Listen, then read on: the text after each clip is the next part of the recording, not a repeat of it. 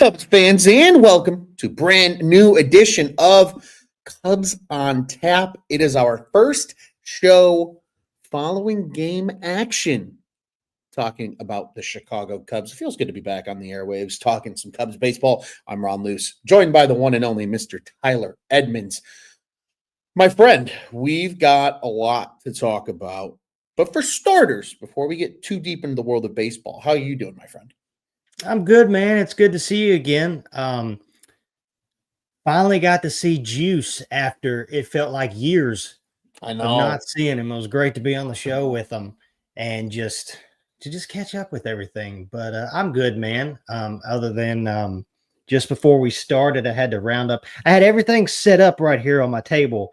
And as you know, I am going through the adventure of a new puppy. And I'll just put it this way. I had to clean out dog spit out of my ear because somebody got a hold of my headphones. But Nice. I'm good, man. I'm good. Good, man. I agree. Your show with Juice was fantastic. A position by position breakdown of the Cubs. I think great content leading up to this season.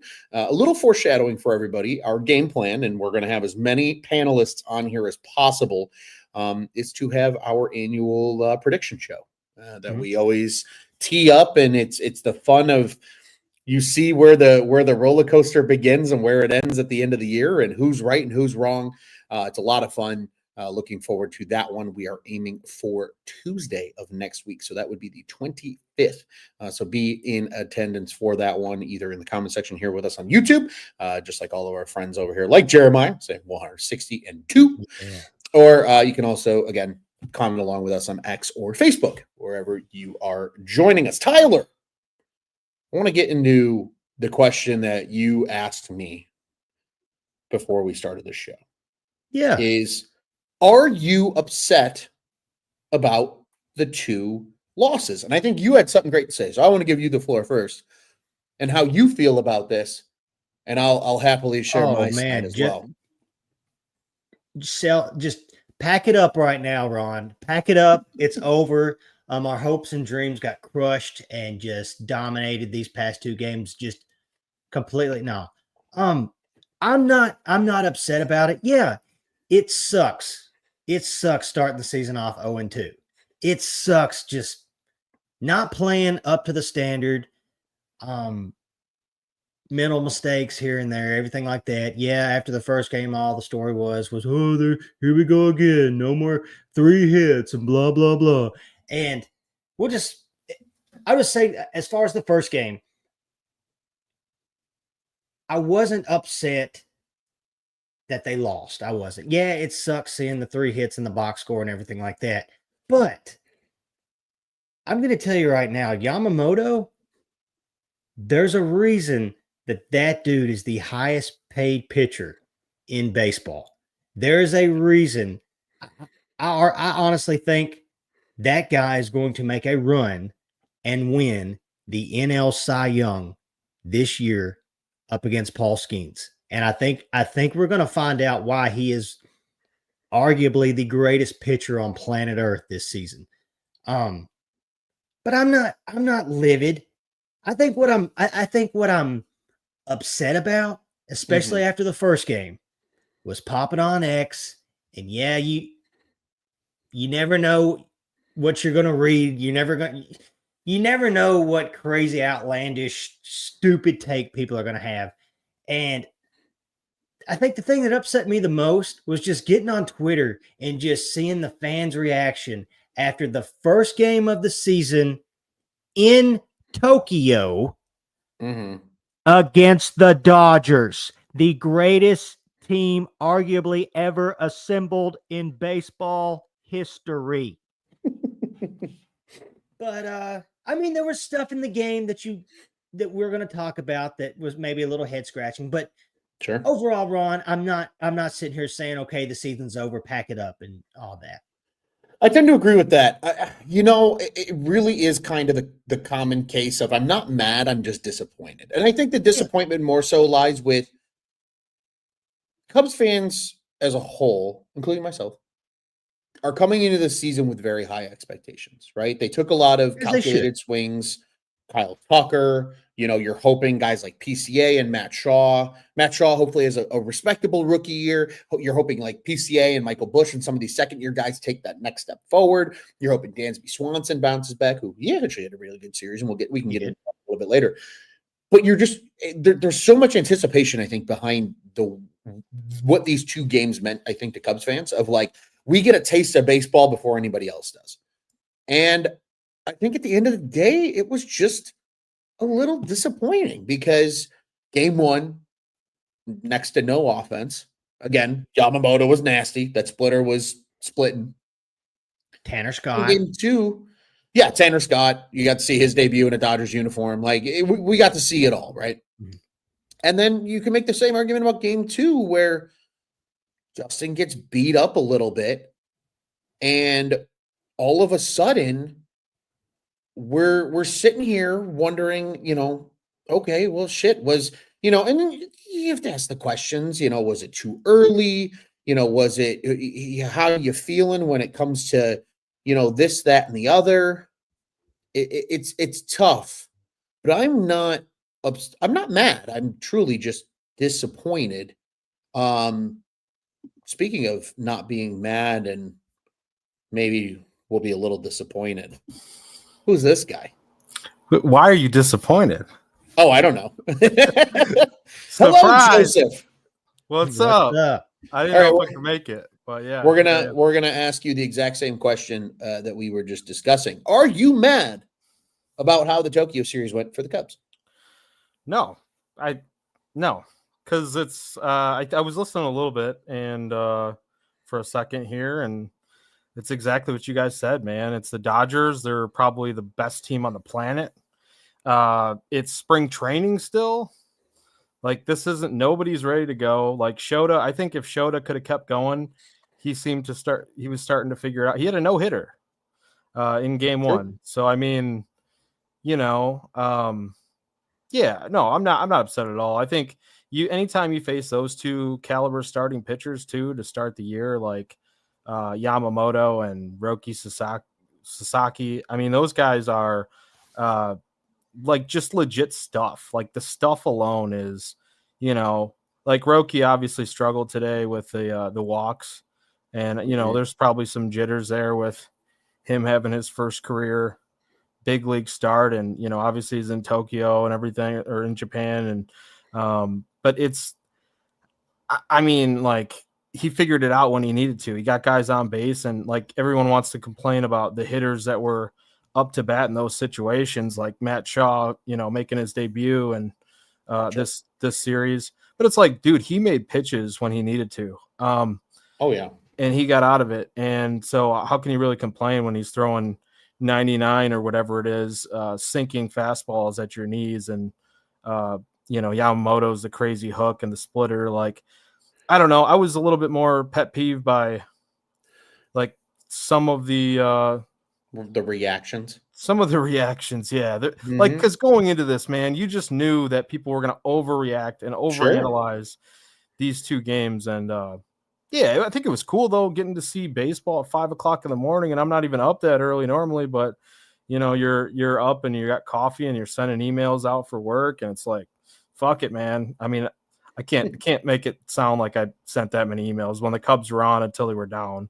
It was it was just, we're locked in, man. But yeah, man, it's I'm happy to be back on this microphone, but and the season started, so finally now we just have 2 more weeks to freaking wait this thing out till the real opening day. Ain't that the truth? Ain't that true? Gentlemen, I want to ask you guys this while we're on the topic of it. Was this the perfect way that the Dodgers wanted the season to start, in the sense of you put 2 native Japanese players in their home country? Like, there had to have been some little extra superpower to it. And I think the same for Shota, right? Shota looked phenomenal in 4 innings. It's just they said, hey, he's going to be on a little bit of a pitch limit because it's earlier than expected to start a season. We're going to be careful with him. But all 3 of those guys balled out in front of their home country. Like, is there a little bit of almost, dare I say, the electricity from Pikachu? Which, if you haven't seen it yet, he's on the cover graphic for this episode. Very excited about that. Like, is it a Pikachu charge that all these guys got for being in Tokyo while pitching to like start the season? Like, do you think that like their adrenaline was just a little higher than everybody else's because of the nature of what the game means to them and their country and the MPB and the future of baseball in the country of Japan? Because to me, that's what I think, right? Like you said, Sasaki still made pitches when he needed to, even though he struggled a little bit, right, Joey?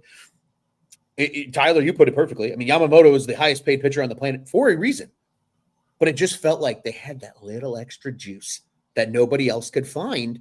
And they came out, and Tyler, you said this off air that I want to bring some light to. You said it almost felt like it was a Dodgers home game, which is what sucks for the Cubs because the Cubs have to literally take away 2 home games because of this series, because it's technically their home games. Yeah. So you add all that in too, and it's like you have to wonder, was there a little magical sprinkle of extra juice?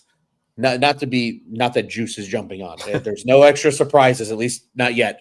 But you have to wonder, and I think that's something too that maybe we never considered, and then all of a sudden you got to be like, shit. All right, in hindsight, that kind of makes sense. For sure, yeah. Because I almost wish they would have agreed to split this series as far as letting the Dodgers have one. I mean, hell, today the Cubs were in their road uniforms as the home team, and so I almost wish that they would have at least agreed to split it up and say, hey, we'll take this home game in game 1. The Dodgers can have the home team, can be the home team in game 2, because like it felt more of a home game for the Dodgers, in my opinion, than it did the Cubs, even though you had Shota, you had Seiya, everything like that, because it felt like just every single second the camera had a chance to veer off from the action. Where was it? Right on Shohei. Sure. And I agree. It did feel like there was a little extra sprinkle of electricity, maybe a little extra advantage. Ohtani. Not a home run. Not a home run. We'll get to it probably here in a little bit, but not a home run. Call it the Ohtani advantage, Ohtani gate, whatever you want to call it. I'm sure during the replay, they didn't even look at the replay. Like the umpires just went to the Dodgers dugout. Hey, Mr. Ohtani, did you think that ball went out? Yeah. Okay. And that's probably what happened. They probably didn't even look back at the thing. They probably were just like, hey, because there's no way. They booed. I can't remember who intentionally walked Ohtani today. Somebody intentionally walked him. Either way, they booed the crap out of that because Ohtani got walked. They cheered when Ohtani, because to start off one of the innings, Ohtani was in the 4 spot. And when the fans realized that there was a 99% chance that Ohtani was going to get an AB in that game, they went nuts. So yeah, it was the Ohtani show for sure. But yeah, I agree. It did feel like there was an extra sprinkle of electricity because of all that. But I didn't hate this. I didn't hate the Tokyos. I liked it. I enjoyed getting up this. I mean, I get up early anyways, but yeah, it was kind of nice getting up, getting your coffee, everything like that. Now, would I want to do it every single morning? No, because let's say they're playing a team not as good as the Dodgers, a team. I don't want to throw a team out there, but let's just say the White Sox or somebody, and they lost in some kind of stupid way to start off your day. I wouldn't want to do that every morning, but every now and then I didn't hate it, but it also, I'm like you, Joey. It didn't feel like it felt still just like a spring training exhibition, but it was fun. I feel like that's what it needs to go to, like. And I hate saying that because it's like I'm not saying Tokyo doesn't deserve to have baseball or like we shouldn't play meaningful games there. But if you're going to do it this early, it needs to be an exhibition still, because you're not getting the best out of the players, I don't think, because not only the pitching isn't built up. Well, this is kind of what me and Juice talked exactly. We were talking about this last episode as far as it's a good idea, but let me ask you this. Would you prefer it if maybe it was during a different part of the season? Totally. Yeah. Yes. Would you prefer it if maybe Think about the London the series. teams? Yeah, the London That's what series they do was with the London great. series. It's dead smack in the But I middle of think- the year when everybody's already warmed up and in full season swing. If you did it like right before the All-Star break, and then you give everybody some time to kind of regroup and regather right after that, or Mhm. I wouldn't say maybe right after too, because you still have time to kind of like gather yourself a little bit. Yeah. But I mean, like right before, I feel like, and you get all that time off for most guys outside of the guys that are going to be in the All-Star game. I would love that because it doesn't take away much to travel over there. You take one off day or whatever, and you do a 2-game series, and then you have 3-4 days off or whatever the All-Star is. I forget, but You maybe risk a few players not playing in the All-Star game if we do it close to the All-Star break or after something like that. But I think I agree. I think I would like it a little just if they moved it somewhere else other than just to kick the season off. yeah, or even just like what if you did what if you had an off day on a Thursday? You did a three-game set during the week, Monday through Wednesday, or even a 2-game set, just scheduled it out funny. But you did Monday, Tuesday series, it's a couple days off, they travel, it's a Friday, Saturday series, or 3-game set Monday through Wednesday, day off, travel, and then you have a Friday, Saturday, 2-game set. You got Sunday off, that's a travel period. You come back, you get the home run derby on Monday. Maybe those guys don't partake in that, but you still give a shot to like Shohei and Yamamoto and dare I say a Suzuki possibly on Tuesday to play that All-Star game. Like that to me would be a lot better than this crap. Like, and don't get me wrong, like you said, I love the whole nature of it. I like the build up like surrounding it and the mid-game like interviews and stuff and showing the crowd and like seeing their chants and stuff and all that. But it definitely like didn't feel like you're just not getting the best out of guys yet. And that kind of sucked. Speaking of the chance, I wish we got more chance. Like that's what I was excited to see. And now, granted, I don't know if you guys heard it on the broadcast, and I'm sure most people did, but like they did it out of respect. Yeah. Because they're like, well, Americans like just watching baseball. And I'm like, no, but I want to see. I want the part of the freaking culture. horns. I want the horns and the drumming, the whole freaking game. I wanted the chance when like every player that played in Japan came up, like whatever their old chant was. I wanted to hear it that. for Shota, for best Shohei, for Seiya, you know what I mean? For Roki. Like, I think that would have been cool. I think that took some away from it. And not to like throw shade at one of the best parts of the baseball classic. Right. Yeah. And so I not to throw shade at the the Japanese fans, because obviously they were fantastic and they all paid a shit ton of money to be there. Yeah. But like we want to be exposed to your culture.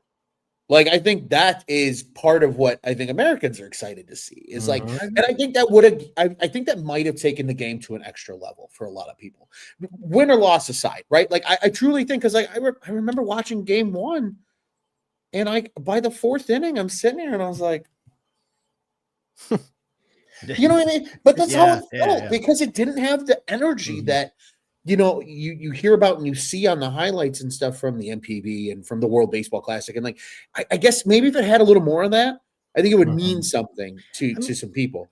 I guess they're really trying to, I guess Major League Baseball is really trying to showcase this to the Japanese market. And maybe that's part of the reason why that's the way it went as far as, they showed respect and everything like that. But I almost wish it's like you do that, but like you said, Ron, we'll show you ours, you show us yours, kind of thing. But I want to see your let's check test answers. I want to see yours if you see mine. Exactly. Like it'd be a nice trade-off, but maybe that's all the whole thing was just really trying to showcase Major League Baseball in the States to the Japanese market. And I'm assuming maybe that's why the whole we didn't get the drum in, we didn't get if you guys watch the so in the mornings, for some reason on my MLB network, you couldn't watch the Marquee Network pre-show but it had the Dodgers pre-show. So I'd pull up the Dodgers pre-show, and the entrances were awesome. If you guys didn't see that, they had the drums, the big giant drums on the field just banging. They had the big giant LED screens on the side. It almost was like the All-Star game when they made those entrances and they had the LED lights on the side. The big, almost like the big freaking WWE Titantron was just up in the outfield and would say, Justin Steele, Shodi Managa in lightning, and it was cool. That was cool. Yeah, a unique touch on that front from those two guys. Not to totally pivot because it was quite the spectacle, right? Obviously, this is a huge game. It's the Tokyo Series, year 2 now of Major League Baseball doing this to kind of kick off the season officially, but unofficially, if that makes sense. But let's transition a little bit more into the nuts and bolts of the Cubs' performances in this series, because we knew Shota was good. The offense was quiet in game 1. Game 2, our good friend Justin Steele got hit around a little bit, a couple long balls, but it's also early. So you wonder how much of that is maybe just not being fully ready yet. He also got shut down for a little bit in spring training. So was he 100%? We don't know. And the offense showed up a little bit more, but it was kind of a day late and a dollar short and didn't end up working out when it was all said and done. So I want to ask you guys this, because we've all mentioned the negativity that we saw on the internet, and the crazy out there takes of people saying, "Oh, the season's over, call it. They fucking suck, blah blah blah." You know what I mean? But in all seriousness, what was the one thing to you that you were the most disappointed with the Cubs' performance? What was the thing that stood out that you went, man, at least if they would have done this, like, I think people would have felt a lot better? And I'm happy to go first. I think the biggest thing for me was to see more of those just good defensive plays. I think their defensive performance is a lot of what people were kind of poo-pooing about and upset about. Matt Shaw with an errant throw. Obviously, he's still kind of getting used to playing third base in Major League Baseball. Understood. Can we talk about that play for a second? Sure. Let's do it. Honestly, yeah, if he could go back, I'm sure he would wish either A, he eats that ball, or B, makes a little bit better of a throw. Yeah, granted, it was off the bag, but the fact that he made that play to begin with was impressive. And in the speed of the game, I get it. You're going to bounce past it. You're going to bounce throw that ball. You are. And I feel like that's probably the only way he was even going to have a shot at making that play. Could it have been a little bit better of a throw? Yes. Could you argue that maybe Michael Busch just came off the bag and maybe just fielded the ball, even though he's not going to be on the bag? I get it. Could have been a better throw. But honestly, I thought when he made that play, first thing I thought of, last opening day when Morel was over there, he's not making that play. He's not even that ball is not going in that glove. So I agree, it could have been a better throw, but I really was impressed that he even made that play, at least half the play to begin with. And it's something too, I think, that we haven't thought about yet from the defensive standpoint of things. And I know like both teams are playing on the same playing service and yada yada, but in fairness, the Dodgers played there last year, and it's largely the same looking fucking team as it was a year ago. Yeah. That turf operates differently. Yeah. The baseball is going to bounce and maneuver and skid and hop way differently on the Tokyo Dome turf than it does on a traditional Major League Baseball field, because really outside, I mean, even the Rays aren't playing in their normal ballpark. They're really the only other team outside of maybe Toronto that has any level of turf per se in the stadium. I know Arizona might, but you get my point. That's a whole different ballgame in terms of playing surface for these guys, because it's not complete dirt all around the infield. There's a lot more turf that they're operating with. Do you think that had something to do with just how badly the Cubs play? Because, again, you could say, well, but the Dodgers had to play on the same surface, but the Dodgers also played on that surface just a year ago. They all got to experience that and learn how everything operated and how things felt and whatnot. I wonder if that maybe played a little bit of a factor into it too, because you make the argument, right? Well, maybe it's a better throw for Matt Shaw if it doesn't take off on him as much, right? Or, maybe it's this and that. And now, granted, there were some defensive miscues that we can't excuse by the playing surface, right? I think the John Birdie throwaway I'm is sure. obviously the biggest one. Jeremiah said here, if Nico was healthy, there was a lot of holy shit, we missed Nico, which, hey, for the Nico haters out there, he did now kind of you make gotta- up for it today with the 3 He hits. did. But And the play. yeah, and you know, I will say though, just to touch on what you're talking about there with the defense, that was the one thing that I was most disappointed by was probably the newcomers' defensive play was, and that's really who it came down to was the 2 errors on in game 1. I like you guys said about Matt Shaw. I don't really look at that as like a terrible, because it was a great play to get to it. He also made a really nice play with a spinning throw that he got to, that he did make the play. And then he had that diving stop that he got up and made. So I thought that he kind of, as it went on, you know, he did a much better job. But like you were concerned about, Ron, like leading up to him taking over this third base role, I remember you were one of the people that was pretty concerned about his arm strength at third base and whether that was going to carry, whether he was going to really be able to do that. And I will say there were some times where even though he made the play, they were low throws, like, and they seemed like very close plays at first base. And some of those didn't really seem like they needed to be that close. On that one play on the air, particularly, that was, you know, tough to get to, but still, I think he rushed it. Like he spun and just threw it like immediately. There was no gather. There was like, oh my God, I need to get rid of this as fast as possible. And if he wouldn't have rushed it so much, maybe he would have made a better throw and still had a shot, because it didn't seem like he had no shot at all. I think he just completely spiked it from rushing it. And so I think that's definitely correctable, obviously. But the John Birdie thing too, I mean, they're all correctable. But like that one's like, those are guys with more MLB experience, like John Birdie. And I get it. You're nervous. You're starting. It's opening day for you in a new uniform. So maybe there's some of that. Same goes for Carson Kelly. Like that pass ball, man, like that should have never fucking happened. Like, and really none of those errors, the double play, Birdie, and then the Carson Kelly one, like I was really pissed off about those two. But like, how can you be that, you know, it's like, all right, shit happens. It's game 1 or game 2 in Kelly's case, but first of the season for him. But I don't know, man. I think there's a combination there. It's nerves, it's opening day, it's Tokyo, it's rust to shake off, mind you under guys, the lights.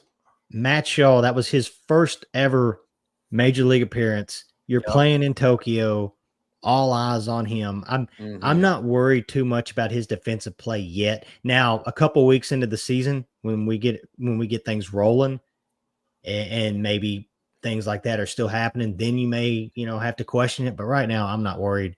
I'm not super worried about his defensive play and everything like that. And like you said, Joey, I'm sure Birdie, especially Birdie, I bet he goes back in time to that moment. He eats that ball, because even if he made a clean throw right there, you're not getting that out. And Carson Kelly, just another boneheaded play. But I say the one thing that I was probably most if I had to pick one thing as far as these 2 series is the pitching, and specifically the walks. 15 walks in 2 games. Imanaga wasn't bad, but I didn't know this, which was kind of impressive. 4 walks is the most walks he's ever had in an outing. Did not know that. Had no clue. And I didn't know that, but I did know, and I didn't even have to look it up. And obviously didn't have to look up, because he, you know, this was the first time he's had 4 walks, was back-to-back walks in 2 separate innings to kick off the inning. And I remember the first one, I was like, I just remember seeing it and just thinking like, whoa, this isn't Shota. What are you talking about? And then I believe it was the 4th inning, same thing. And it's like, oh, man, what is this? You know? But just the pitching in general. Like you said, Justin got roughed. That first pitch was scary to Ohtani. Oh God. It's like that first pitch off the bat, I was just like, man. I thought he crushed it, dude. I was like, this is not how this is about to start, is it? And which props to him, getting his 500th career strikeout in just today was his 100th appearance. So that's pretty cool. But then another one was I wasn't too upset about the Nate Pearson. Yeah, he gave up the home run to Ohtani, but other than that, he didn't look awful. But Ron Presley had 3 walks in that 1 inning. And I get it. Maybe one of them, I feel like one of those was intentional. I can't remember, but 3 walks, not a good start, not a good look as far as for him. I know Merriweather, I think he had two walks in his inning too, which, as we all know, sorry. No, I was just going to say, how do we feel about the Ben Brown outing? And well, that's the next thing I was going to say. Okay, I was going to say. I got Ben Brown. that, I feel like if he could go back to that Ohtani at bat when he was down 0-2, yeah, he would not have thrown it. I remember just sitting there watching the second, like just watching, just thinking, he just threw him a strike. You get Ohtani down 0-2. I think if he goes back, he throws a better pitch right there. And I would say if he could go back, at least his next 2 pitches aren't even in the strike zone. Yeah. But hey, 5 strikeouts. I want to say that I know a lot of people saw that outing and was like, hey, this guy could be the 5th starter possibly. But he's better than that. I said it yesterday. We all know it. He knows it. Yeah. But yeah, I feel like if he had that, if that Ohtani at bat would have gone just a little differently, I think the outing would have been a little bit better for him. Definitely. I think things would have been completely different. Yeah. Joey, I know you have thoughts, so I want to give you the floor before I chime in with a couple of questions / comments.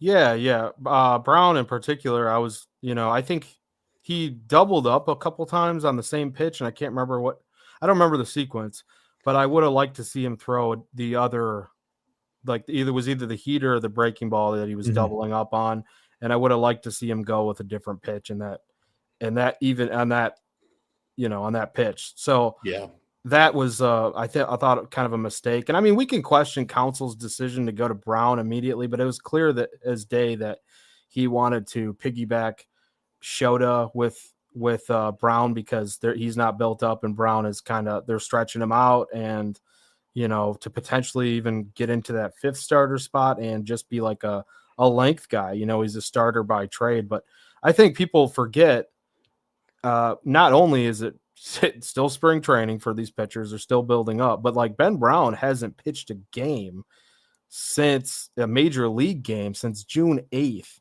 with the neck injury. So, I mean, wasn't he splitting time between the bullpen and the rotation? Yeah, he was splitting time, and we were always talking about that last year before he got hurt. Was like, hey, is he going to be better off as we needed a lot of bullpen help at the time? Like, what's he going to be better as closer? Yeah. I was saying, as far as him being a closer, I was beating the drum on that. Him being a closer. Yeah, I mean, he's got the stuff, and that's the thing with Brown is like, I'm not going to hold this one outing against him because and I've seen some takes out there too. Like that goes back to early on, we were talking about the most ridiculous takes out there after a 2-game series in Tokyo in March against the best team in the world. But like, dude, Brown has the stuff to be an electric guy. He throws hard. He's, whether that's a starter, whether he doesn't have the pitch mix to do that and be in the bullpen, like I think he'll be fine. I really. So I wanted to ask you, Joey, because I know you're a savant guy. You and Ron, you are too. You guys dive into that stuff. If Ben Brown's going to be a starter, though, would you agree that he has to fully develop a 3rd pitch? Yes. Well, yes and no, because I said yes for a while on certain guys, and I thought that was true pretty much across the board, that you need basically 3 pitches. The thing is, though, you can have different variations of the same pitch that move a little bit more and just slightly different, and maybe that counts. Justin Steele, and he's one of those guys that he's basically a 2-pitch guy, but he's got his backdoor slider. It's almost like a slider, but a slurve and a curve. Yeah. Well, and even with his fastball too, because he throws kind of like a sinking change. Yeah. So he's kind of got that plus the natural cut motion on the fastball as well. And do we real think, quick, Joey, that that Brown does that enough though with the 2 pitches? I don't think so yet, but I'll give you another guy who is similar, I think, in frame. Big, tall righty who's basically a 2-pitch pitcher, and maybe he's added to his arsenal at this point. I just haven't really dove into him lately, but he was for a long time basically a 2-pitch guy, and that's Tyler Glasnow. And you got the heat and you got the breaker stuff like electricity on both of those, kind of similar to a Tyler Glasnow, and he seems to be working out great as a starter. So I don't, obviously he's been in the league when he's healthy, he's there. I don't see it as like impossible, I guess I should say at this point, because like I think he's best suited at this point out of a bullpen role. But like you look at guys like, how many guys do we write off in the rotation? We looked at Keegan Thompson and we were like, he needs to be in the rotation. Justin Steele should maybe be that guy in the bullpen. And then Justin Steele gets a shot in the rotation and Justin Steele takes off. And, I guess we've just seen it so many times where I don't know. You know what I mean? Like baseball's funny like that, right? Like I love that you make that point because to me, that's the coolest thing about baseball. And there's just a quick little pivot here before we get back on track. The coolest thing about baseball is it's the longest story and it changes the most over the course of a full season.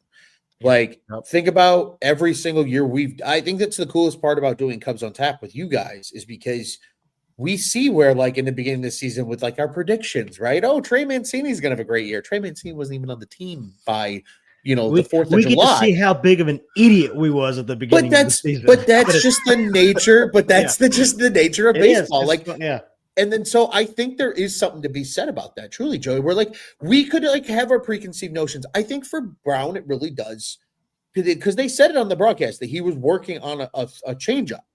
If he can even throw that changeup with at least league average efficiency, that's fine because that spike curve that he throws with the high heat that he throws and the amount of movement that his fastball gets, he can thrive with those two, even if you just have to keep people a little respectably off balance, knowing that you can mix in that change that's going to break the other way. 100%. It's just a matter if he can finesse it because, to your guys' point, he hasn't pitched since June 8th. So how much time has he actually had to work on that when he probably maybe last season could have started working on a changeup and then brought that into his offseason program and then into this year? Who knows? Yeah. And I also think too, like none of it matters as far as like what he offers if he can't throw with control and command, and that's the thing that he just didn't have. And so it's like, if his changeup, because even if he figures out a changeup, right, and he's commanding that, I mean, if he doesn't have the fastball to play off it or that big hook, he's just not going to be effective. So I mean, like he's got to dial things in and hopefully he gets there. Absolutely. A quick question for you guys, and then we've got a couple things we can keep pivoting this conversation with. Do you think the umpiring was as bad as I thought it was in terms of balls and strikes at times? Like there was some big missed pitches, especially high, inside, outside. Did y'all catch the very first pitch of the major league season yesterday? Terrible. It was an extremely high strike. I'll say that. But I didn't know where the first guy, I didn't know where his zone was. No.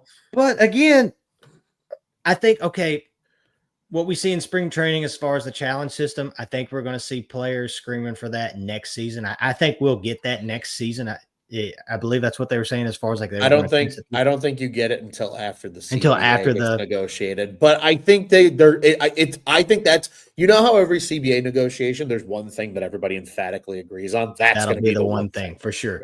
But to go back to your point, Ron, about it's the beauty of baseball. I get it. We can talk about that Kike pitch all we want. But then three pitches later was the home run. I get it. Maybe things change if he throws that or if he calls it a strike there, but I'm not going to sit here and be like, I've just never been somebody that has pointed out the umpiring as the reason things went a certain way. I can't be that guy. I can't be that guy that gets on here and says, well, if they would have called that a strike, the game would have been 3-1 because that's exactly what would have happened had he called that a strike. You don't know what's going to happen You really don't. Had that. I just love it. Just gets on my nerves, especially today with that Kike call. When I say, Mhm. no offense, throw a better pitch right there, Yeah, and you don't give up the home run. Well, it's and could I quickly make the argument too, though? The one time maybe it does make a difference is like when Ben Brown was facing Shohei, and that should have been strike three, and they called it a Yeah, ball, and then Shohei gets on, and then that big inning happens. yeah. Like that's kind of what unraveled it for Brown. And like you could, I kind of making the the same same thing, argument, though. Yeah, right? Well, he was still a little wild. Like, but like baseball's also a game of momentum It is. and swings, right? Especially when you're playing it in like a smaller capacity. Like this game had like more than just a regular season type expectation. Maybe you wonder if like, ooh, that little swing, maybe it gets the I Cubs will say. bats going or I'll something. say this at least that the Dodgers are as my tie guy right here said too. He made a good point. The Dodgers are the one team. You don't want to give a second chance to, and B, you cannot give them an inch because they will take 2 miles out Mhm. of that. You just talk about Absolutely. the birdie, the birdie error and other plays like that. That the Dodgers are the last team you do that to. So I get that kind of sucks, but Sure. I just can't be that guy. do you think knowing that too, like umpires know? I mean, they're not stupid. They know what teams are really good, which teams do have that plate discipline and coverage and patience. Do you think knowing that plays a factor in some guys' calls? Like, oh, that's close. I think it's a strike, but he watched it pretty confidently, like it was a ball, and so I'm going to give it to him as a ball. Like, does that? I feel like that can Like influence giving guys sometimes. the benefit of the doubt because they are notoriously good at. But see, Yeah, I would make it's the like, argument though, if that was the case, like why doesn't Seiya Suzuki get more strikeouts then? well, Because because like he's a name, and he is great he's a name, but discipline. there's enough stats out there though where I'd make the argument of like, come on, dude, you can see that you guys consistently fuck up against Seiya Suzuki. And Like, maybe that why changes doesn't this guy soon. start to get some calls? I don't know. I I'll doubt believe it, it when but I see it, Joey. I yeah, I think it, doubt it. I doubt it. I think it's just you got to throw in the human element, and whether or not Rob Manfred told everybody on that broadcast team, "Hey, it's the Shohei show these 2 games." Whether that happened or not, all those guys are thinking it. We're All we're those saying it guys did have happen. it in the back of their mind. 100%. So who knows? Maybe that does play a part in it. Maybe, like you said, Ron, momentum. Momentum's a big thing for umpires too. Yeah. I also think too, like Steele, and this is where I do think it plays a factor, even though like I'm kind of the same way, Tyler. I don't want to blame shit on umpires. Like that's not. I've never been really that guy because it's like, I mean, I've umped many years like youth baseball, and like I know how hard of a job that is, and that's just youth baseball. Like, Yeah. Oh yeah. major leagues is like Let holy alone the fuck, let dude. alone the best league in the world. Could Yeah. not even possibly imagine with that many 40,000 fans, whatever it is, screaming at you on a night. You know what I mean? It's bad enough when you got 5 parents upset. Like, That you can probably argue that's worse. 5 moms oh, behind you, 5 moms and dads behind the fence. I will say You suck. every kid, every parent's kid is the next Derek Jeter or Oh, Sammy yeah. Sosa. Of Yeah. course. But I will say though, like when Justin Steele makes that pitch, right, and it's a strike, but it's called a ball, and then he starts missing. How willing are, and it's on him too, but like how much are you just like, all right, I'm just fucking putting it in there because I'm afraid that he's gonna call it a ball, Yeah. and Could now look what happens, and you let a cookie go down the middle to a guy with a career 112 WRC plus against lefties. Like, Yeah. doesn't seem like he's that good of a hitter, but Kike Hernandez and even He's Tommy clutch. Edman, He's such a clutch player. Dude, Tommy Edman and him kill lefties. Like, Yes. they Also, are thank just God Tommy Edmonds no longer a St. Louis Cardinal. And of course, Yeah. it had to be Tommy to hit the first homer. Always. The former Cardinal. Notorious Cub killer. yeah. Well, maybe not as notorious as some, but nonetheless. Gentlemen, I do want to ask, because we focused it very heavily on pitching so far. Was there a little concern with the bats? Scott brings up a fair point here. Say PCA and Bushko combined 0 for 21 with 10 strikeouts. He says that was the biggest disappointment, but not the end of the world. But he was expecting better. Like, we really didn't get a lot of humongous hits. I would argue outside Dansby, nobody really had a great 2-game set. You get a hit from Tucker, which cool. Hey, first extra base hit in the Cubs uniform. That's cool. Hey, Birdie had 3 hits today. Birdie had 3 hits, but you know, but it wasn't enough, right? Yeah. Because you got guys, you got this trio struggling and having a rough series, especially Suzuki in the 2-hole this series. I think the inning that explained the entire offense was Roki Sasaki's last inning. He had 3 walks in a row. I think there was 1 out. Kyle Tucker works a great AB and gets a walk, scores a run. You have bases loaded, 1 out, and you feel like the game is about to just shift into our direction. Michael Busch watches strike 3 right down the dick. Yeah, and that then one. Matt Shaw just swings at 2 balls that aren't even close. And I think I don't know if it was just being anxious, at least on Shaw's end. I don't know if it was nerves or what, but I feel like that inning right there just explained everything, because that moment, that situation, they had the biggest opportunity they were ever going to have in that game. A young pitcher, first outing. Joey, like you said, had a struggle to find the strike zone. Should have took advantage of that, and just, I think that capped it off right there. Was just, that kind of summed it all up as far as not taking the advantage, not taking the opportunities when you had them. And the Dodgers did. Yeah, that Michael Busch at bat was super. That was the one where I'm like, that. Yeah. Hey, man, that was the one bad. That was the one AB that probably I actually was mad at, was that AB right there. Yeah. It's you have to swing. Like, I don't care if you miss, you can't fucking take a cock shot. Well, it wasn't. I mean, it was on the outer. It was a good. With 2 strikes, pitch, but with 2 strikes, man, it's not close. That's a strike. And I get it. It's Sasaki. He's good, but yeah, that was frustrating. But and Kyle Tucker, that last hit was nice. He also put a good swing on a ball earlier in the game at the warning track, but apparently, according to X, he's washed too. So no, dude, people are just like, they're already out on Kyle Tucker, who's going to be a stud this year, I think. You know why? You know why they're out on Kyle Tucker, Joey? Bad spring training. Because Cam Smith's about to make the Astros and bat 4th. That's fucking wild, man. Like, that might actually be I hope not. A rabbit hole I'm willing to go down really quick, because we have not talked at all about this on Cubs on Tap in the whole course of spring training. Cam Smith lit it up. They're like, hey, brother, we just want your bat in the lineup. Go learn how to play right field, and you're going to bat 4th every day behind Yordan Alvarez because you're that good. Like, did the Cubs really – because there was a lot of people that were like, Cam Smith's a lot to give up for 1 year with Kyle Tucker. But, like, is that bat that good? Or is it a flash in the pan? Maybe it is. Maybe it isn't. But when you haven't – the Cubs were desperate for a superstar. Yes. And we've said it on the show for years now as far as prospects till they're not. Chicago looked awesome in spring training. At one point, they looked unbeatable. It's spring training. You could say the same thing about Cam Smith. I haven't really dove into who he's facing and everything like that, but because that's another thing too. Now you're seeing a lot of the posts of people saying stuff like, "Oh man, Cam Smith is this and Kyle Tucker's this."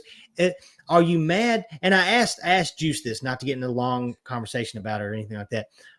Does it upset you because you maybe might see the writing on the wall this upcoming offseason? Is that what it is? Is it not necessarily the fact that you traded a guy like Cam Smith for Kyle Tucker? Is it more you're upset because you know there's a good chance that this ownership's not going to pay up for the guy the superstar caliber player that you've got right now? Yeah. Exactly. And again, because you can make the argument, right, where I think Kyle Tucker's going to have a good season. Like, this series be damned, whatever. He made good contact. He worked good at bats. He looked ready. Like, he's a guy that'll be just fine. But again, I think that's the Cam's getting rid of Cam Smith. If he's in the Astros lineup every single day, hitting well, like, maybe he's not lighting the world on fire, but like he's good, and he's just going to get better as he gets older. It's a lot more stomachable if Kyle Tucker spends 9 years in Chicago. Oh, for sure. Yeah. For sure. Not Well, hey, on the one. bright side. Oh, go ahead. Sorry. No, I was going to say, and not one when Cam Smith goes and becomes a franchise player potentially for the Houston Astros. Well, just to give you guys a little bit of hope and everybody listening, there's rumors going around. See, there's a chance now the whole us not being able to spend on Kyle Tucker that might have just increased as far as the money coming in, break even Tom's money coming in, because there are rumors that supposedly Tom Ricketts was walking around the stadium these past 2 days, passing out baseballs, getting his name out there to the Japanese market, probably saying, hey, I know the Dodgers are over here, but we're a baseball team too. If you guys want to, if you guys get tired of the Shohei show, throw some of that our way, And so, hey, maybe it's going to work. Maybe get some sponsors out of it. Actually, let's be honest. He was out there because he knew that doesn't happen at Wrigley Field. Wrigley Field, he's probably getting booed out of the bleachers. Fact. Yeah, out of the bleachers. But yeah. So yeah, maybe there's hope. Maybe that's maybe there is. Yeah, I will say though, Tucker, like you said, he had a couple good. He hit the ball hard three times today. Yes. And there was some of that in this series too, like the Pete Crow Armstrong one, PCA one that was right at the shortstop, and then I think it was Shaw in the first game, I want to say, that nailed one right into the shift. The guy was right behind second base. Yeah. And it was like, okay, good wood off the Yamamoto too, of all people. Yeah, he cracked that. So I mean, there was some of those that were like, all right, that's real frustrating. Not only are we not really hitting like we can, but when we do, it's turning into an out. And so, but not to take away the conversation. I just think that, like, when it comes to Tucker, I think people they're gonna quickly get back on board, at least for this year. But that's definitely what people are scared about is the long term thing. 100%. I didn't mean to pivot us too hard on the Cam Smith thing. I do want to continue talking Cubs baseball, gentlemen. What is something, as we near the hour mark here, what is something that you want to see from the Cubs? In obviously, probably most of the starters are not going to play these last couple spring training games. Maybe one or two, maybe one for a couple guys. Realistically, the next time we see the Cubs is March 27th in Arizona taking on the Diamondbacks. What's one thing you want to see when the Cubs come out of it on the other side? Is it effort? Is it, whoever starts that game? Because, I mean, you probably could trot Schroeder or Steele right back out there. They're going to have enough days rest. Whoever it is, do they need to come out and throw a gem just to get shit off the right? Like, what is it that you're like, if that happens, the naysayers will be hushed and muted and like the Cubs will be just fine? What do you want to see in that first game? I'm probably thinking that Steele's going to get the opening day nod because, like, the reason why Shota got not that he wasn't an ace-like pitcher last year for the Cubs. No, but Steele's pitching in his home country. Yeah, it was the country part. And I think Steele, you'll have more time to build up. I want to see Steele go out there and just shove and kind of shut people up because there are certain sectors that are like, oh, man, maybe this is the downfall of Justin Steele. And it's like that's absolutely ridiculous, number one. But I would love to see them come out with one of those games where they just pummel the baseball, where it's just, if you could do that early on in the season too, I feel like that's going to set such a major tone, and limit the walks. Like Tyler, like you said earlier, the walks were outrageous. We can't do that in the regular season. I know we're not ready to go right now, or they're not ready to go right now. But when you are, and you have basically 2 more weeks to figure this thing out, you need to make sure that the command is a whole hell of a lot better than what it was in the series, at least from the guys out of the pen in particular too. So, that's pretty much what I feel like I want to see. As far as one thing, to kind of go off with what you said, Joey, about Steele coming out and shoving it up Arizona's ass. I'll say the same thing, but with Kyle Tucker, because we all know who Kyle Tucker is. I'd like to see him go off with a 3-for-4 game with a home run and a double and 4 RBIs and just shut up some of the obnoxious side of this, like the obnoxious fans on this fan base, just to shut them up and be like, dude, he's not washed. Yeah, his spring training wasn't the greatest. His first 2 games wasn't the best, but it's Kyle freaking Tucker. And I'd like to see that. I'd like to see him just come out and just basically be your MLB The Show player of the game 1 or March 27th. Mom's birthday, by the way. Happy birthday, Mom. Early birthday. Nice. Happy birthday. early birthday to Mama Edmonds. Your mother and I share a birthday, Tyler. That's right. That's right. That's why and do it for Luce's birthday too. Happy birthday, Ronald. Thank you. Yeah, we will be back on the mic before my birthday, before I turn a milestone birthday as well on top of it. You know whose birthday it is today? Is it yours? It's my dad's.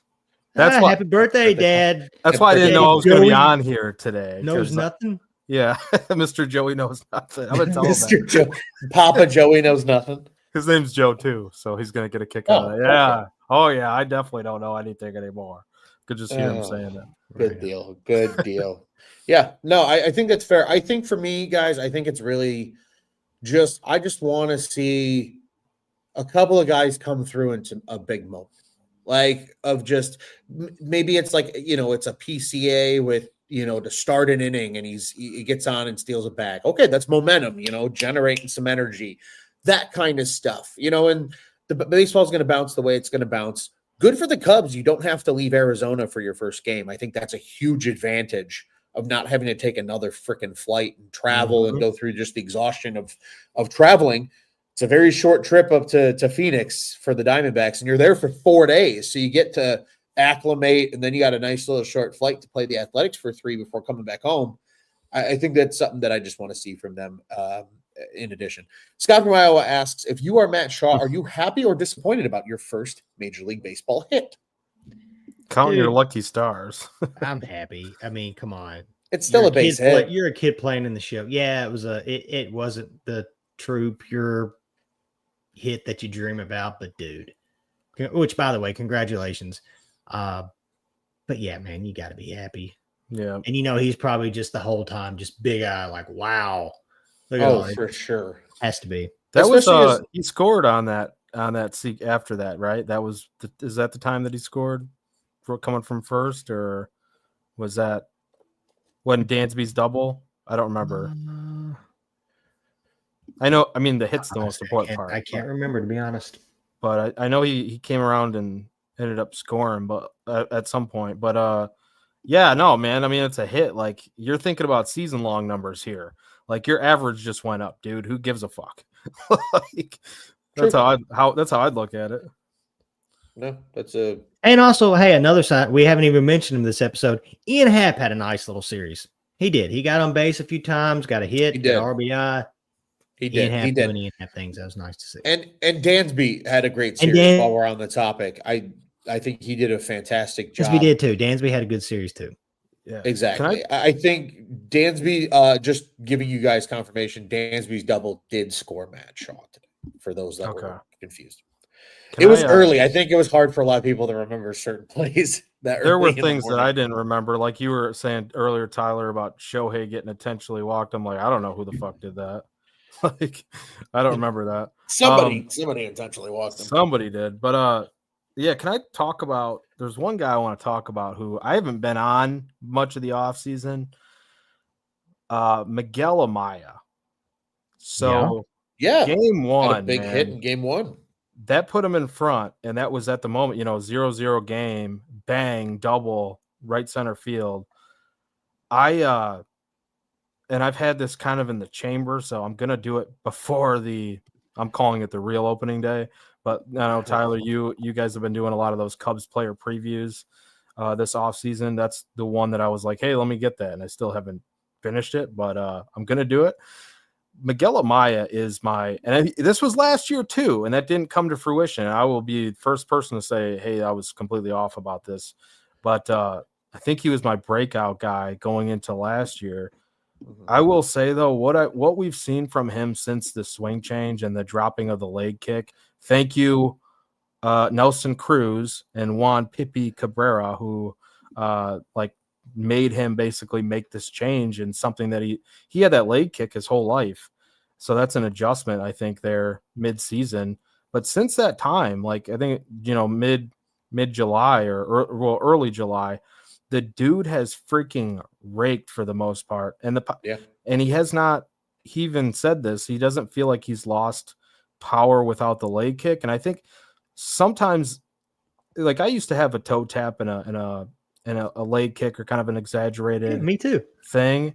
And dude, getting rid of that, like once you realize that it's all about the weight transition, the transfer and the timing, and sometimes quieting your stance and stuff too, for certain guys, like maybe a Matt Shaw or Zach Neto comes to mind. I think big time with like the Angels. He's got the big leg kick.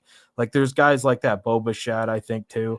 Like guys can do the leg kick, but you're also talking about shortstops or, infielders. You're not talking about a catcher thing. It's a timing thing, but it's also like people think you're getting this insane amount of power from a leg kick, and that is not the case really in a lot of circumstances. Because if you mistime it, if you're out on the front foot at all, you're losing all of it to the front. And if you're actually doing the less of a leg kick and just transitioning from back to forward and using those hips in the lower half, right, the power is still there. And I think it's simplified things for Amaya a lot.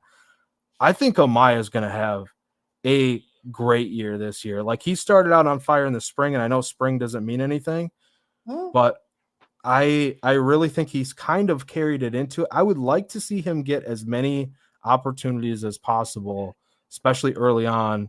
Not to say that he's not going to get days off, because you don't want to overdo it early either. Carson Kelly's a veteran, despite his he's a good defensive catcher despite what happened this series. But I think Miguel Amaya is going to have a big year. And I've been waiting to say that for a while. I hope you're right.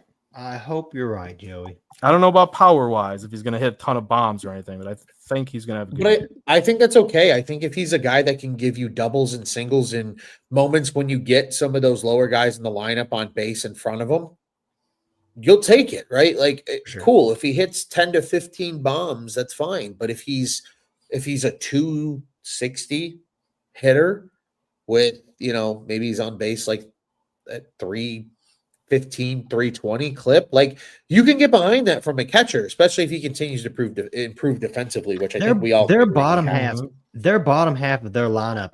Okay, minus the Dodgers because they're basically like an all-star team.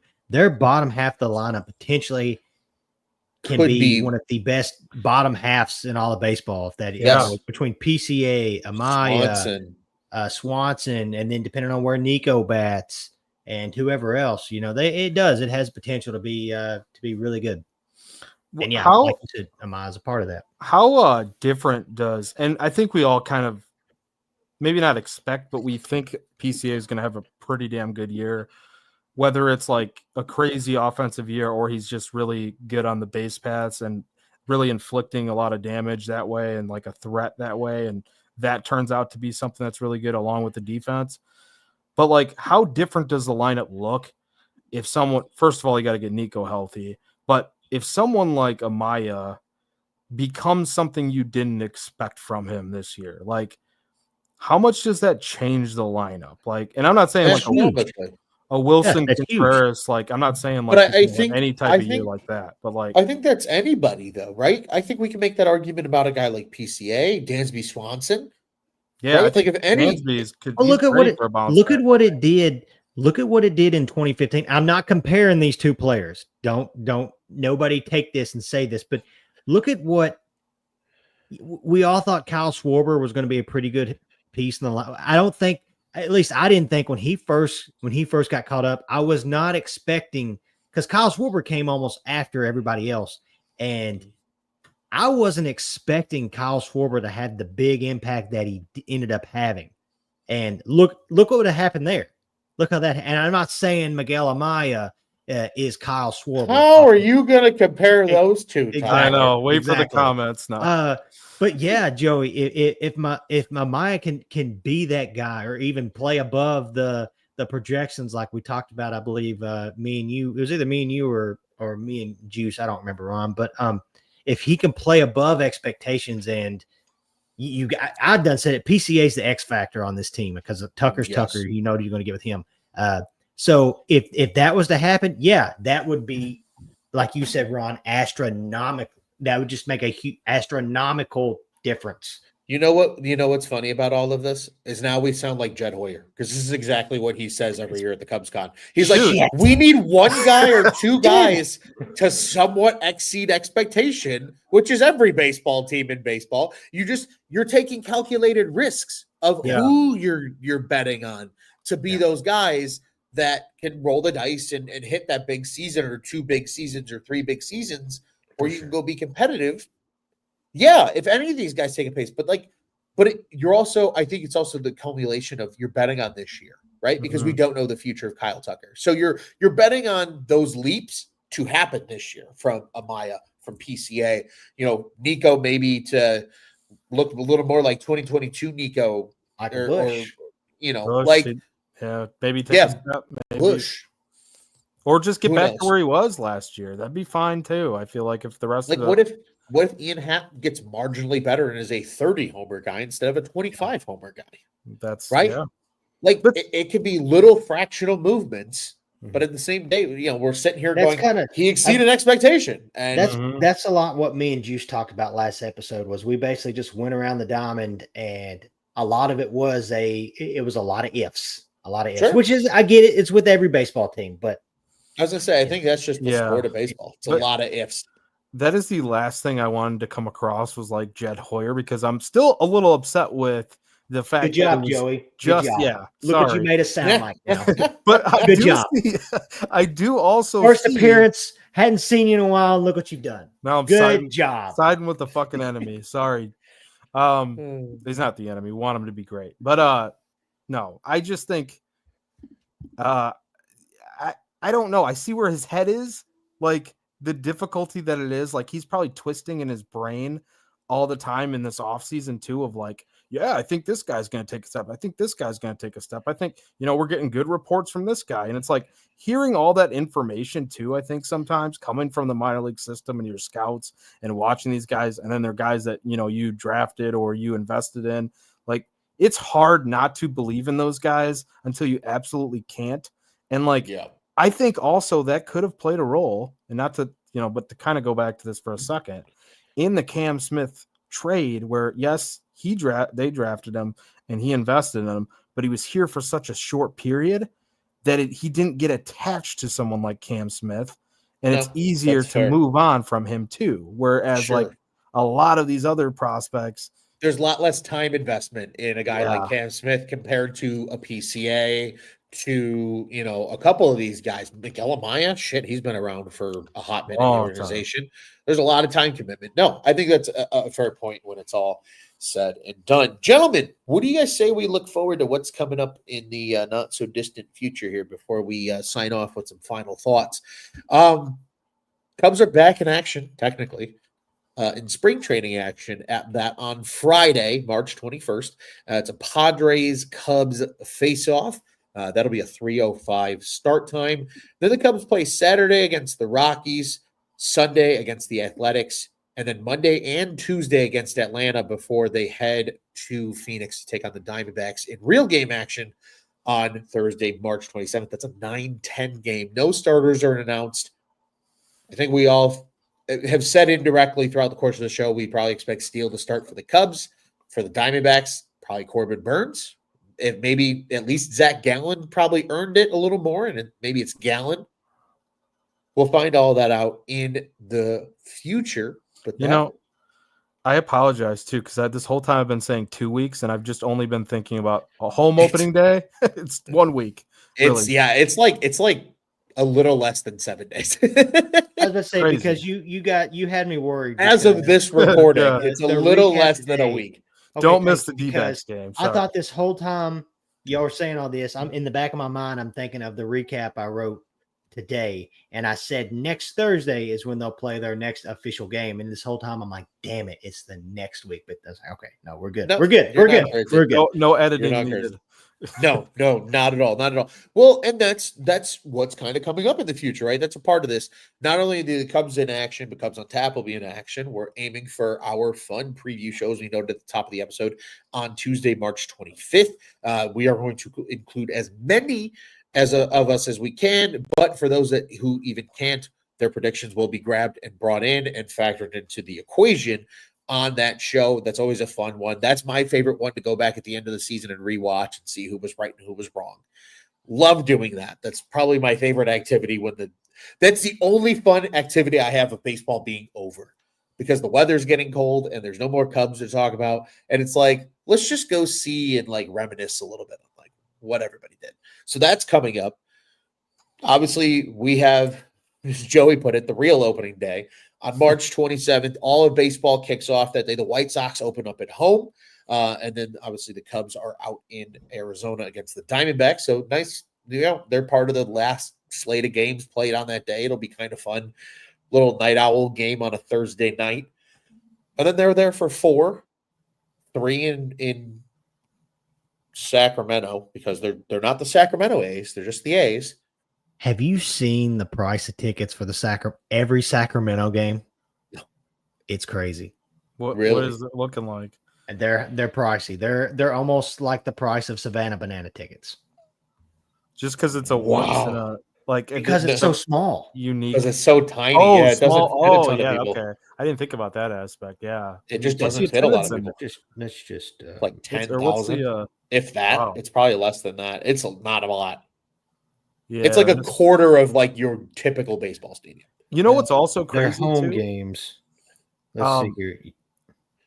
Well, they're okay. Maybe they've gone down a little bit. Okay, never mind. But well, no.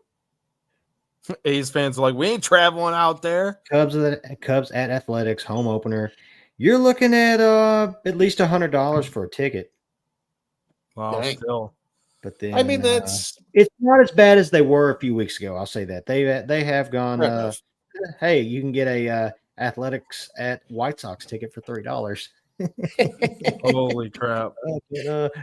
Athletic at Rangers for $1. Okay, anyways, wow. You know what's Anyway. interesting too? If you get, I mean, I know Ron. I think it's tomorrow night or our fantasy draft or what? I think it's tomorrow, right? Oh, with Rich. Yes. You know what's interesting too about that? The A's and the Rays, both of them, with the Rays going to the was it the Yankees minor league Steinbrenner Park, Tampa or Yankees. whatever? Yeah. Tampa Yeah. Yanks. Both of those, like I think for the righties, for Steinbrenner, it's more beneficial for left-handed hitters or to the right field, like smaller, kind of like that, emulating the porch of Yankee Stadium, like the short porch there. And then for the A's, their home field, like it's supposed to be pretty beneficial to hitters as well. And I think obviously you look at the Coliseum and stuff, that's very pitcher friendly.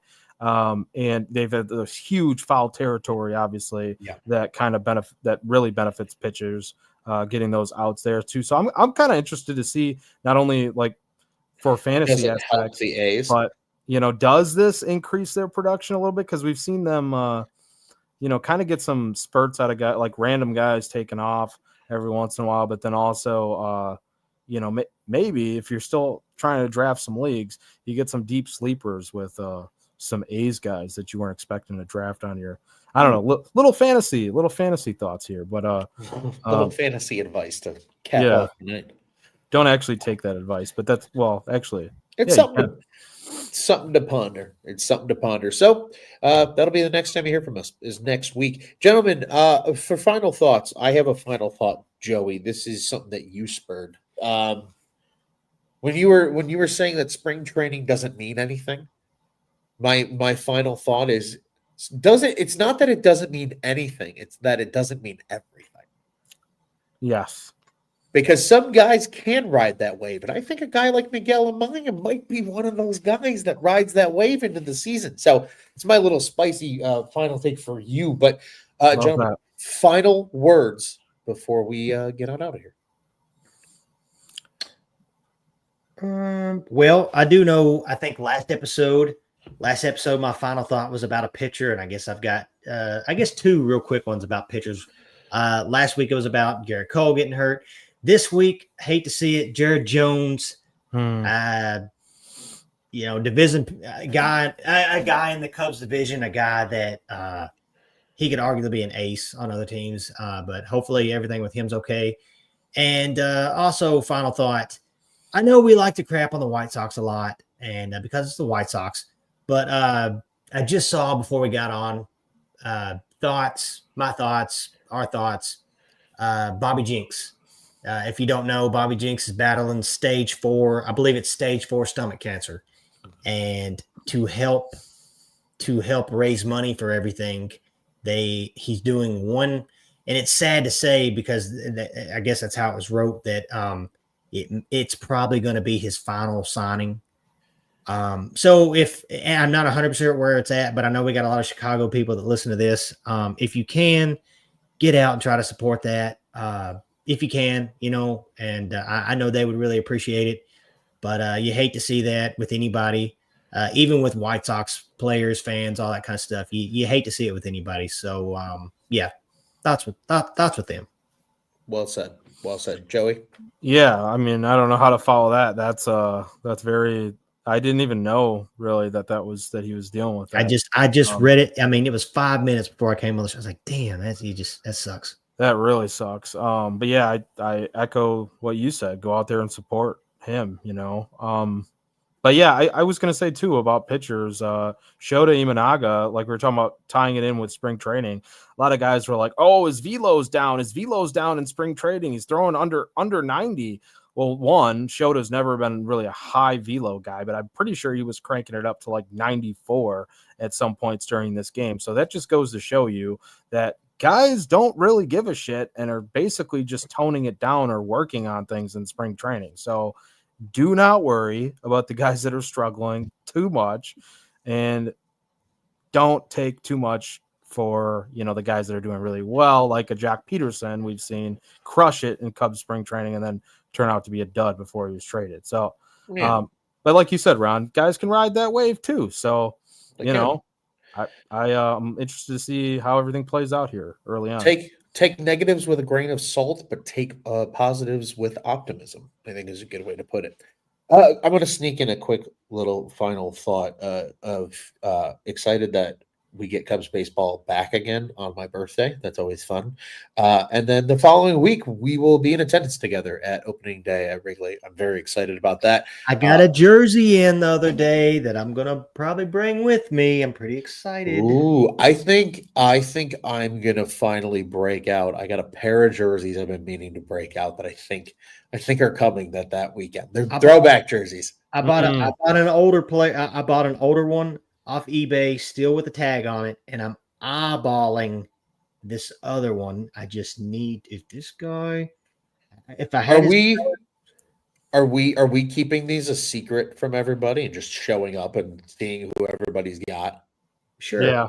Just some weird like sicko grab bag of Cubs jerseys of like, who'd you bring?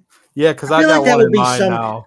Ron, I feel like this should. I'm surprised like you haven't had parties like this before because how big of a Jersey guy you are. It's like I should. That would be a fun party. We don't tell anyone. Wear your most obscure ass jersey that you can find. Yeah, loose is loose. That does sound cool. That's such a good thought. I'm gonna write that down. We should do that, like an on tap nutty uni party or something. Yeah, obscure Jersey party, man. I love that. Yeah. Oh yeah. We're gonna get into the sicko confines, I think, of that one. I'm very, very, very excited for that. Scott from Iowa should be there too, by the way. I know he's got some crazy Iowa jerseys. Sicko ones, I'm sure. Yeah. He's probably got like a Mike Olt Iowa Cubs jersey or something. He probably has like a Milton Bradley jersey. Yeah. Do you think he has a red Iowa jersey? I wouldn't put it past him. Let us know, Scott. Since red is a part of the Cubs color palette, anyway, we'll keep it moving. We'll keep it moving. Cubs on Tap, 1 of 2 official shows covering your Chicago Cubs here at the On Tap Sports Network. Check out our friends over at the Niggers Podcast. Mitch was on with our friends, the Locked On Cubs guys, That was an incredible show over there. Mitch has been putting out a ton of great content this off season as well, and we'll be chatting with Mitch ourselves here probably in the not so distant future. Probably going to send him an invite to that March 25th show. Get his thoughts for the coming season. But be sure to follow them at Dinger Cubs on the socials. Follow us at Cubbies on Tap. You know the drill. You have our handles on the screen. You know the other guys' handles. 2 newer handles that are going to be included. We got 2 friends that'll be joining us throughout the season this year. Mr. Bobby Foster. We got to know Bobby a little bit last year for those that listen under these airwaves. And then we have the new guy, Mr. Rich Eberwine, who Joey and I have signed up to play a fantasy baseball league with already. He'll be joining us at times as well as just a part of the fun rotation. You win games in baseball when you got pitching depth, and we got podcasting depth. Damn it, and it's gonna be a lot of fun. So I'm very, very excited for that. Quickly, Scott says Felix PA is one of his sicko jerseys. Love it. It's probably up there in the closet next to his Alphonse Seca jersey too. Hey, you know what? It's sicko. I hope he wore that on Pi Day. Ooh, I hope so too. That's a good point. Yeah, we hope he did, Scott. That'd be electric. But you guys know the drill. Follow the other sports as well. The winter/fall sports are finishing up. Football is in full off-season mode. It's draft sicko time for at least another month, and then it's full baseball time when May comes around because we forget about all the other sports until the fall. You know the drill. Follow those. Follow us. OnTapSports.com, at OnTapSports on the socials. Find out what's on tap in Chicago sports. Gentlemen, this was a blast. This is always good. I will see you guys in a little less than a week for our big prediction show, and we will see everybody else at that time as well. Until then, what do you say, boys?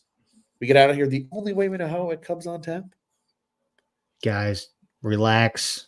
We've got 160 more of these. I tell you what, though, that team over in Missouri, they still got 162 to go, which means 162 times this season we get to happily say F the Cardinals.